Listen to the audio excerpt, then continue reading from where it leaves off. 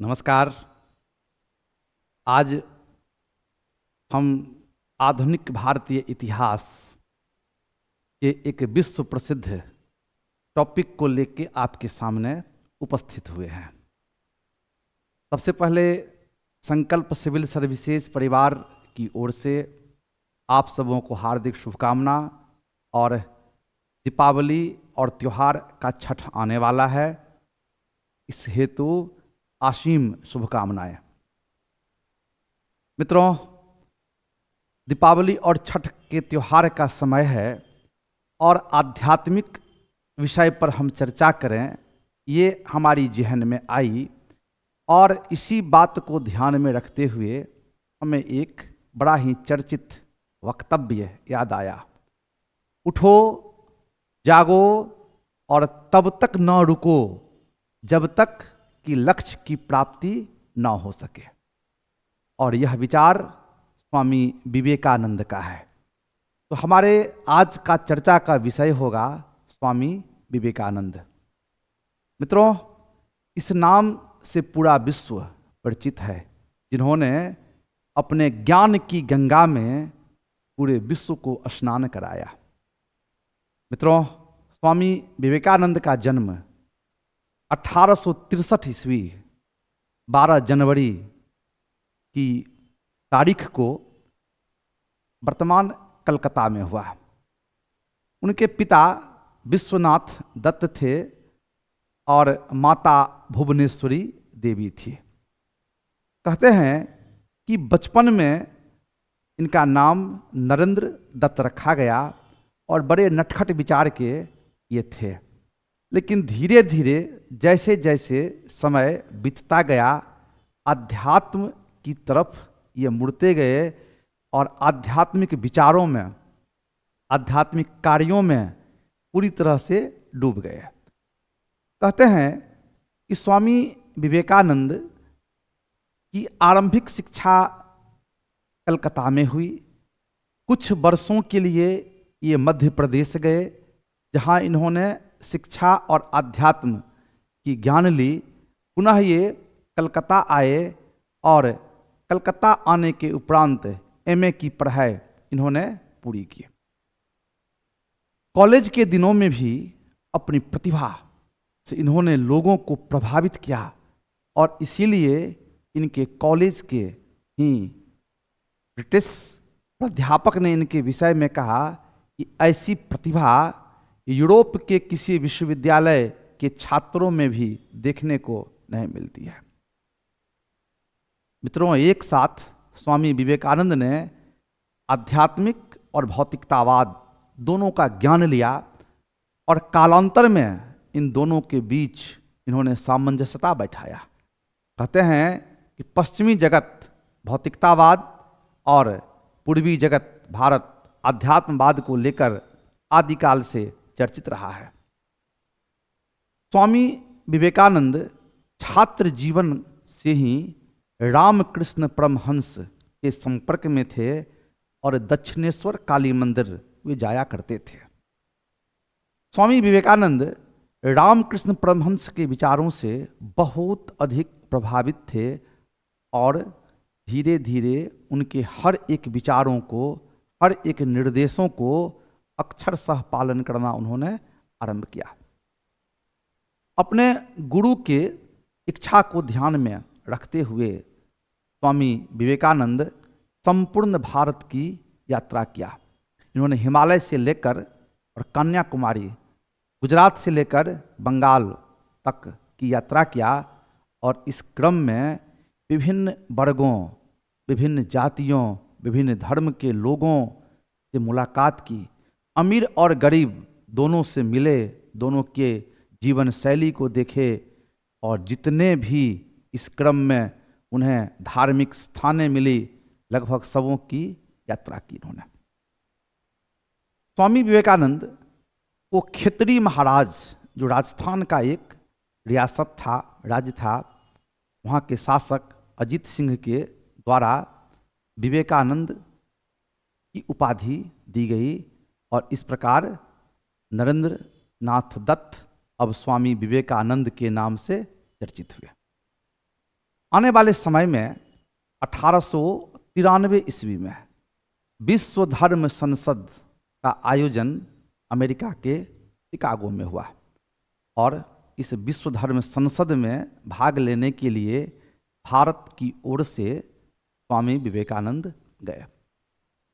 कहते हैं इस विश्व धर्म संसद में स्वामी विवेकानंद को कई बार अपमानों का सामना भी करना पड़ा, क्योंकि पश्चिम जगत के लोग भारतीय धर्म और दर्शन को बड़ी ही निम्न कोटि का देखते थे। स्वामी विवेकानंद को इस धर्म संसद में बोलने के अवसर देने के पक्ष में भी लोग नहीं थे, लेकिन एक अमेरिकी बौद्धिक वर्ग के द्वारा प्रयास करने के उपरांत स्वामी विवेकानंद को बोलने का कुछ क्षणों के लिए अवसर दिया गया।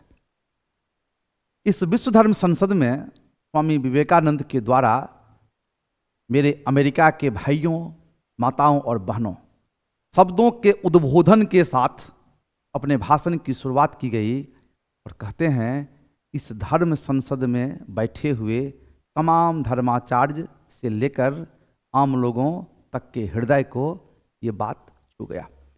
इस प्रकार के अपनेपन की बात अब तक कोई संत नहीं कर रहे थे। तदुपरांत स्वामी विवेकानंद ने भारतीय धर्म और दर्शन, भारतीय संस्कृति से लोगों को अवगत कराया। शून्यवाद के ऊपर इन्होंने लंबा व्याख्यान दिया और इनके इन व्याख्यानों को सुनने के लिए कौतूहलता भरे रूप में तमाम संतों ने निरंतर एक एक इनके बातों को सुनने की चेष्टा की। कुछ समय इन्हें बोलने का अवसर दिया गया था, लेकिन इनके जो प्रयास हुए इसके तहत लोगों ने बड़े ही रुचि के साथ हर एक बात को सुना। मित्रों, पश्चिमी जगत के अधिकांश लोग, अमेरिकी लोग स्वामी विवेकानंद के शिष्य बने। लगभग 3 वर्षों तक स्वामी जी अमेरिका में रहे। पश्चिमी जगत, खास के यूरोपीय देश का उन्होंने यात्रा की और इसी क्रम में उनकी मुलाकात मार्गरेट नोबेल के साथ हुई, जो इनकी शिष्या बनी, जो बाद में सिस्टर निवेदिता के नाम से जानी गई। मित्रों, तूफानी दौरा इन्होंने किया पश्चिमी जगत में और अपने विचार से, अपने दर्शन से लोगों को प्रेरित किया, प्रभावित किया, अपना शिष्य बनाया। स्वामी विवेकानंद ने अमेरिका में वेदांती सोसाइटी की स्थापना की और इसके माध्यम से भारत की आध्यात्मिकता से पश्चिमी जगत के लोगों को काफी प्रेरित किया, प्रभावित किया। स्वामी विवेकानंद मानवतावाद के ऊपर सबसे अधिक बल देते थे, जो ज्ञान इन्हें उपनिषद से मिला था। कहते हैं कि वेदांत दर्शन के महान ज्ञाता स्वामी विवेकानंद थे और इसी दर्शन को आधार मानते हुए उन्होंने पूरे विश्व में भारतीय आध्यात्मवाद का प्रचार प्रसार किया। मित्रों, अपने गुरु स्वामी से काफ़ी ये प्रभावित थे और कहते हैं कि रामकृष्ण परमहंस जो इनके गुरु थे, उनके विचारों को, उनके उद्देश्यों को फैलाने के लिए हर संभव प्रयास किया। भारत आकर इन्होंने रामकृष्ण मिशन की स्थापना किया और इसके माध्यम से इन्होंने पूरे भारत के साथ साथ वैश्विक स्तर पर दीन दुखियों की सेवा करना आरंभ किया। चाहे प्राकृतिक आपदा हो या कृत्रिम आपदा हो, हर अवसर पर इन्होंने लोगों की सेवा की। इनका मानना था कि सेवा मूल्य की चिंता किए बगैर होना चाहिए और सेवा को कभी दान नहीं समझना चाहिए। सेवा मानवता के भाव से होना चाहिए। सेवा ईश्वर के आदेश के रूप में होना चाहिए।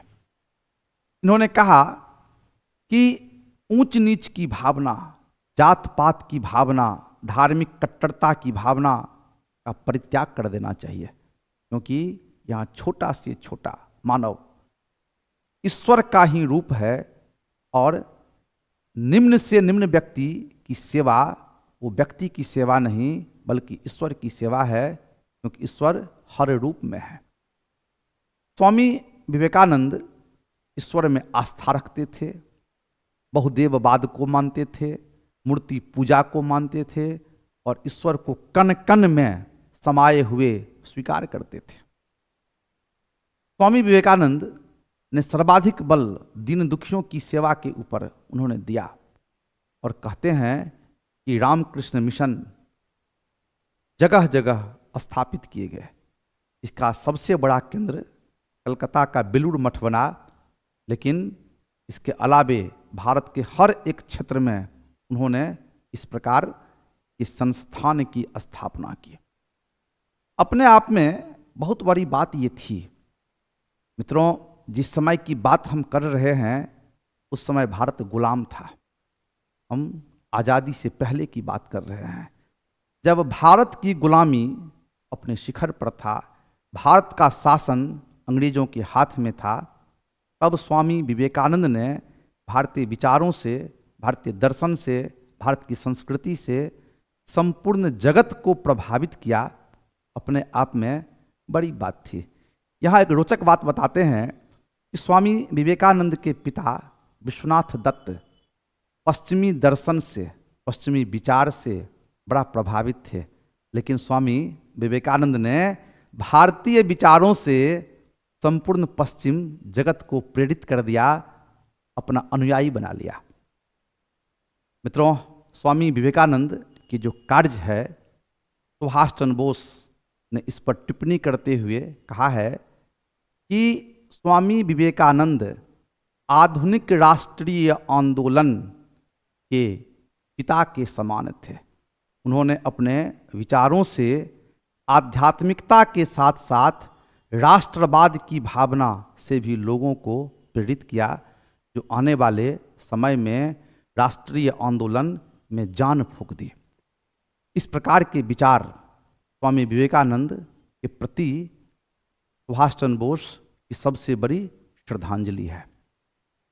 स्वामी विवेकानंद योग के ऊपर भी बल देते थे, एकाग्रता के ऊपर बल देते थे और युवाओं के ये प्रेरणा के स्रोत थे। कहते हैं युवाओं को प्रेरित करने हेतु उन्होंने समय समय पर तरह तरह की बातें कही। कहा, युवा वो है जो अनीति से लड़ता है। उन्होंने कहा कि युवा उसे कहेंगे जो दुर्गुणों से, दुर्बलताओं से दूर रहता है। युवाओं के विषय में कहा कि जिसमें जोश के साथ हमेशा होश भी रहता है, वे युवा है। और फिर कहा, युवाएं सिर्फ बातों का बादशाह नहीं होता, बल्कि वे करके दिखाता है। युवा प्रेरक इतिहास का निर्माण करता है और युवा में राष्ट्र के प्रति बलिदान की भावना होती है। इस प्रकार से युवाओं को उन्हें न सिर्फ लक्ष्य के प्रति बल्कि भारत की राष्ट्रीयता के प्रति, भारत के निर्माण के प्रति और भविष्य का हमारा भारत कैसा हो, इसके प्रति प्रेरित किया। और ऐसे महान व्यक्ति को सत सत नमन, नमस्कार, धन्यवाद।